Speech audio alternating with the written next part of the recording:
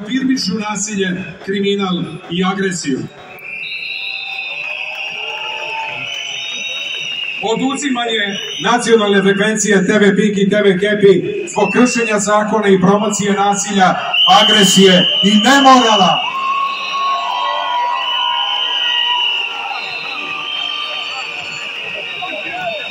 I još nešto veoma važno.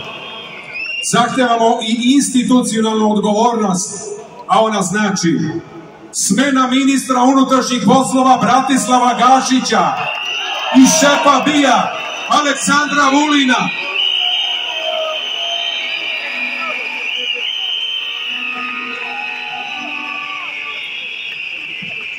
Bratislav Gašić. Ko će dobiti jači zvižduk, na to mislim. Bratislav Gašić. Aleksandar Vulin. Vulin je pobedio za sada.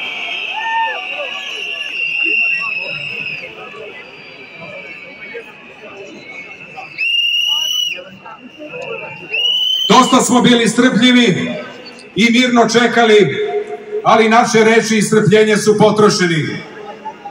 Ne postoji ništa važnije od bezbednosti dece. Zato će od narednog puta, pored Beograda, Niša, Kragujevca i Novog Sada biti blokirano još 10 gradova. Nema više ovih govora i bina. Ili će stati nasilje, ili će stati Srbija. Ili će stati nasilje, ili će stati Srbija. Ili će stati nasilje, ili će stati Srbija.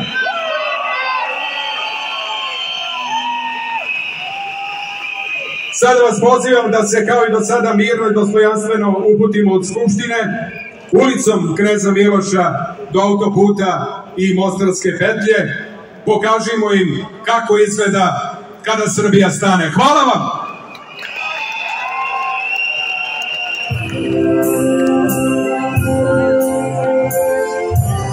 Kraj je u 21:00.